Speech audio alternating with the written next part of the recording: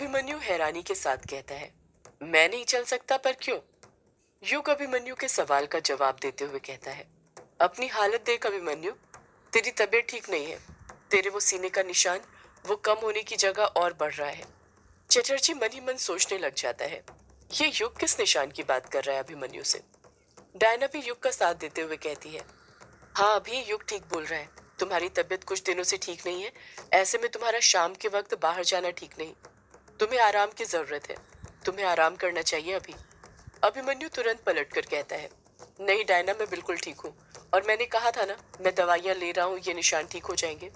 युग अभिमन्यु को फिर समझाते हुए कहता है, पर अभिमन्यु अपनी हालत देख जरा। तू थका हुआ लग रहा है। ऐसा लग रहा है जैसे रात भर सो नहीं पाया है। अभिमन्यु पलट कर कहता है, नहीं युग, मैं बिल्कुल ठीक हूँ। मैंने कहा ना, और मैं तुझे इस तरह से अकेला नहीं छोड़ सकता। युग कहता है, अकेला छोड़ने की बात नहीं है अभिमन्यु। कायर, कछुआ, शालिनी, बाकी सब भी तो है ना मेरे साथ। अभिमन्यु अपनी बात पर अडिग रहते हुए कहता है, हाँ तो क्या हुआ? पर मैं फिर भी नहीं छोड़ सकता। न कभी तेरा साथ छोड़ा है, न कभी छोड़ूंगा, चाहे कुछ भी हो जाए। युग मायूसी के साथ कहता है, अभिमन्यु, ये सब मैं तेरे लिए ही तो कह रहा हूँ। तू बीमार है और तुझे कुछ हो गया तो? अभिमन्यु कुछ गुस्से के साथ कहता है, युग तू ना अपने दिमाग में दो बातें अच्छे से बैठा ले। पहली तो ये कि मैं बीमार बिल्कुल नहीं हूँ, समझा? और दूसरी ये कि मुझे कुछ नहीं होने वाला है। युग चुप ही रहता है। अभिमन्यु अपने चेहरे पर हल्की सी मुस्कान लाते हुए कहता है, पर हाँ, यदि तू मुझे अपने साथ नहीं ले गया ना, तो तेरी फिक्र करते हुए हर वक्त, तेरे बारे में सोचते हुए बीमार जरूर पड़ जाऊंगा मैं। युग पलटकर कुछ कहता उससे पहले शालिनी हड़बड़ाहट के साथ कहती है, हम चले, हमें देर हो रही है। शालिनी का उतावलापन देखकर साफ समझ आ रहा था कि उसे बहुत जल्दी हो रही थी वहां पर चलने की। युग जानता था कि वो कितना भी मना कर ले, अभिमन्यु नहीं मानने वाला था। इसलिए वो अभिमन्यु को चलने का इशारा करते हुए कहता है, चल, अब तुझे थोड़ी कोई रोक सकता है। तू अभिमन्यु है, आखिर चक्रव्यूह तो तुझे ही भेजना है। इतना कहकर युग अपने कदम आगे बढ़ाने लग जाता है। डायना अभिमन्यु को देखते हुए गुस्से के साथ मन में सोचती है, ये अभी ना, इसे अपनी बिल्कुल भी चिंता नहीं है। इसे यहीं पर रुककर आराम करना चाहिए।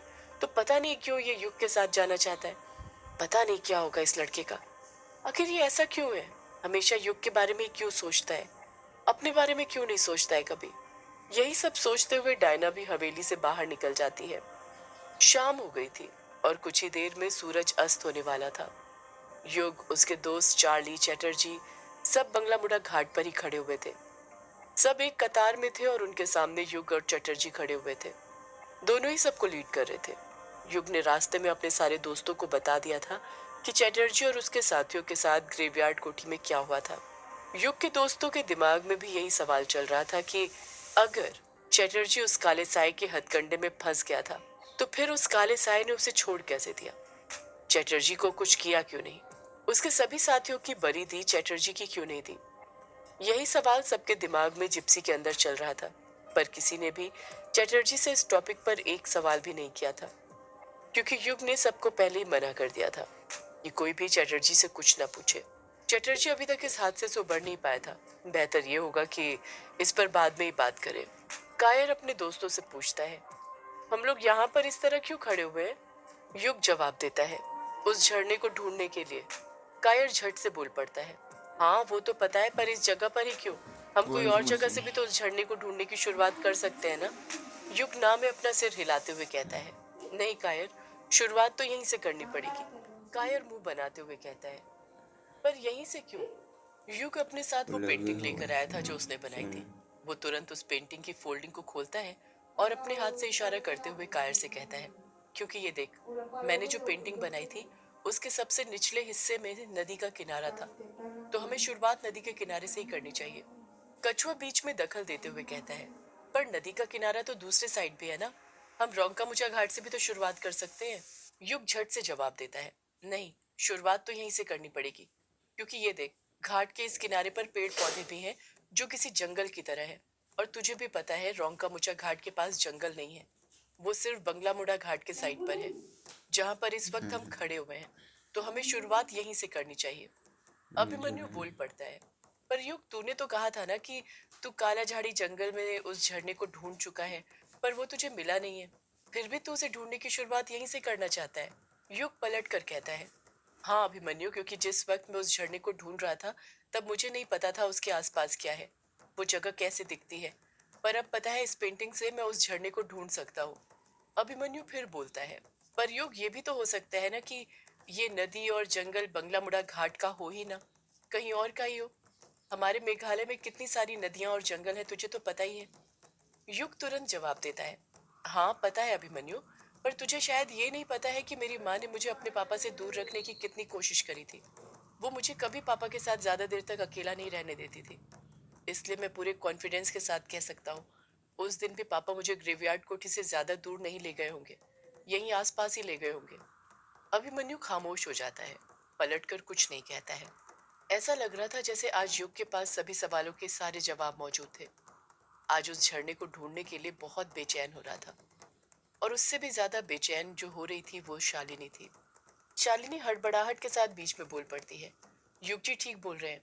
अगर वो चाहते हैं हम झरना ढूंढने की शुरुआत यहाँ से करें तो हमें यहीं से शुरुआत करनी चाहिए।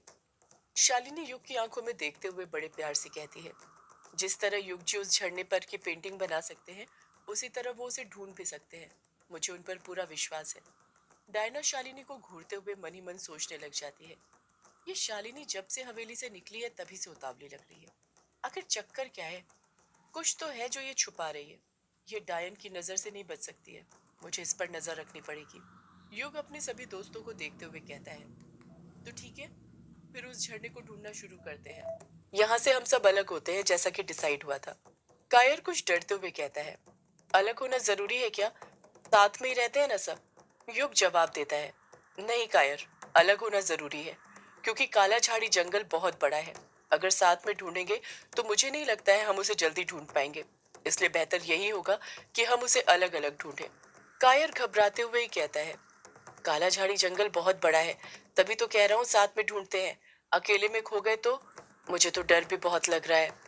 युग कायर के डर को महसूस करते हुए कहता है, ठीक है, फिर तू किसी को अपने साथ रख ले। कायर तुरंत कहता है, मैं कछुए के साथ रहूंगा, आखिर वही तो मेरा भाई है। चार्ली भी अकेले जंगल नहीं जाना चाहता था, इसलिए वो हड़बड़ाहट के साथ कहता है, और मैं अपने सर के साथ रहूंगा। डायना मुंह बनाते हुए कहती है, अब जब सभी जोड़ी में है तो मैं भी शालिनी के साथ रहती हूँ। शालिनी तुरंत बोल पड़ती है, नहीं, उसकी कोई जरूरत नहीं है, मैं अपना ध्यान खुद रख सकती हूँ। डायना तुरंत कहती है, ध्यान रखने वाली बात नहीं है शालिनी, साथ रहने वाली बात है। युग डायना की बातों से सहमत होते हुए कहता है, शालिनी डायना ठीक कह रही है, तुम अकेले मत जाओ, डायना के साथ ही जाओ। अभिमन्यु कहता है, फिर ऐसा ही है तो मैं तुझे अकेला क्यों छोड़ूं, मैं तेरे साथ रहूंगा। युग हामी भरते हुए कहता है, ठीक है, फिर अब सब डिसाइड हो ही गया है तो जंगल के अंदर चला जाए। तुम सबको पता है ना, अगर किसी को भी वो झरना मिला तो सबको कैसे बताना है?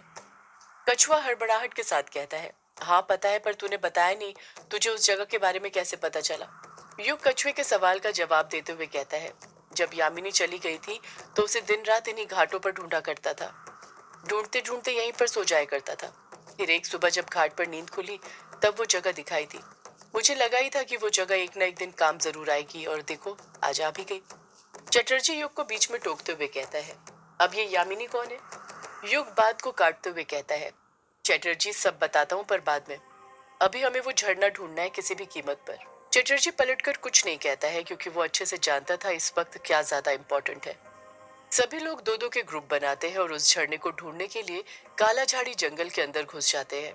सभी लोग जंगल के अलग अलग एरिया में गए थे ताकि पूरे काला झाड़ी जंगल को अच्छे से कवर कर ले। शाम से रात हो गई थी और रात होने के साथ ही जंगल में अंधेरा भी पसर गया था। सभी ने अपने मोबाइल का टॉर्च ऑन कर लिया था और उसी की रोशनी के सहारे आगे बढ़ते जा रहे थे। मोबाइल की स्क्रीन पर वो पेंटिंग की फोटो निकली हुई थी जो युग ने बनाई थी ताकि उस जगह को आसानी से ढूंढा जा सके। जंगल के ही अंदर शालिनी और डायना काफी देर से चल रहे थे, पर अभी तक उन दोनों को वो जगह नहीं मिली थी। शालिनी धड़ाधड़ अपने कदम आगे बढ़ाती जा रही थी और डायना उसके साथ कदम से कदम बढ़ाने की कोशिश कर रही थी। शालिनी के कदमों की चाल को देखकर साफ समझ आ रहा था कि वो उस जगह को ढूंढने के लिए कितनी एक्साइटेड थी। शालिनी बहुत कोशिश कर रही थी डायना को पीछे छोड़ने की, पर डायना थी कि वो भी पीछे रहने का नाम ही नहीं ले रही थी, उसके साथ साथ ही चल रही थी। डायना चलते हुए शालिनी से कहती है, क्या कर रही हो शालिनी, थोड़ा धीरे चलो ना, कितना तेज चलती हो। शालिनी भी चलते हुए ही कहती है, धीरे ही तो चल रही हूँ डायना, अभी मैंने चलना शुरू ही कहाँ किया है। अगर मैं अपने चलने पर आ गई तो मैं तुम्हें दिखाई भी नहीं दूंगी। डायना हंसते हुए कहती है। क्यों, तुम क्या यक्षिणी हो जो मुझे दिखाई नहीं दोगी? शालिनी तुरंत रुककर डायना से कहती है, हाँ, मैं यक्षिणी हूँ, तेरी मौत। डायना भी रुक जाती है, एक कदम भी आगे नहीं बढ़ाती है। डायना अपने चेहरे पर मुस्कान लाते हुए कहती है, अगर तू यक्षिणी है तो फिर मैं भी डायन हूँ। शालिनी मुंह बनाते हुए कहती है, इसमें कौन सी नई बात है, मुझे पता है कि तू एक डायन है। डायना हैरानी के साथ कहती है, क्या कहा तूने शालिनी? शालिनी बात को घुमाते हुए कहती है, मैंने कहा जिस तरह से तुम रहती हो वो डायन से कम है क्या? थोड़े अच्छे से रहा करो, टाइट कपड़े पहना करो, मेकअप किया करो, और ये आंखों में थोड़ा काजल कम लगाओ, तभी तो अभिमन्यु तुम्हारे प्यार के जादू में गिरेगा। प्यार में गिरने के लिए आंखों का मिलना जरूरी है, समझी? शालिनी अच्छे से जानती थी कि डायना को कैसे बहकाना है, और उसमें वो कामयाब हो गई थी। डायना शर्माते हुए कहती है, सच शालिनी? शालिनी हामी भरती है, हाँ डायना सच। मुझे तो लगता है अभिमन्यु भी तुमसे बहुत प्यार करता है, उतना ही जितना तुम करती हो। शालिनी की बात सुनकर अचानक से डायना का चेहरा उतर जाता है और वो मायूसी के साथ कहती है, नहीं शालिनी, ऐसा कुछ नहीं है। मेरा अभी मुझसे बिल्कुल प्यार नहीं करता है, जब देखो मुझसे झगड़ता रहता है, मुझे अपने आप से दूर भगाते रहता है। शालिनी डायना को बीच में टोकते हुए कहती है, वो इसलिए डायना क्योंकि लड़कों को उनकी प्राइवेसी पसंद है, और अभिमन्यु को तो कुछ ज्यादा ही। पर इसका मतलब ये नहीं कि वो तुमसे प्यार नहीं करता, वो तुमसे बहुत प्यार करता है। उसकी आंखों में वो प्यार साफ दिखता है तुम्हारे लिए। डायना मुंह बनाते हुए कहती है, "हम्म, अगर वो इतना ही प्यार करता है तो कभी कहता क्यों नहीं?" शालिनी जवाब देती है, डायना, ये प्यार है, कोई गाना नहीं कि बोल दिया। प्यार का इजहार नहीं किया जाता, उसे महसूस किया जाता है, और वो प्यार ही क्या जिसमें इजहार की जरूरत पड़े। डायना तुरंत पलटकर कहती है, पर अगर प्यार का इजहार ही नहीं होगा तो समझ में कैसे आएगा शालिनी कि सामने वाले में भी वही फीलिंग है जो आपके दिल में उसके लिए है? शालिनी जवाब देती है, बिना कहे उसका हाथ थाम कर।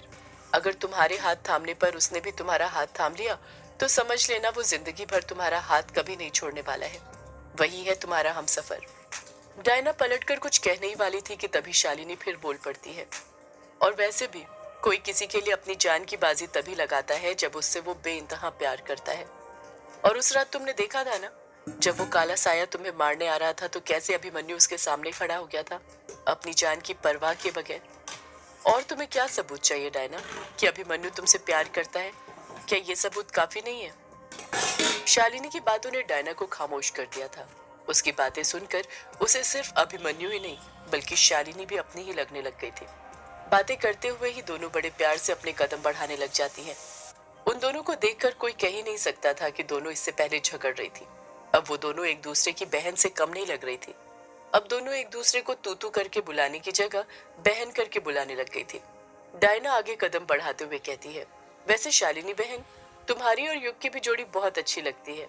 शालिनी शर्माते हुए कहती है, सच्ची डायना बहन? डायना हामी भरती है, हाँ शालिनी बहन।